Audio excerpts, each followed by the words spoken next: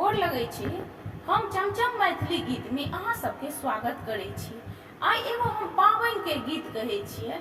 अहाँ सब हमर गीत जरूर सुनब, देखब और हमर चैनल के सब्सक्राइब, वीडियो के लाइक जरूर कऽ देबै।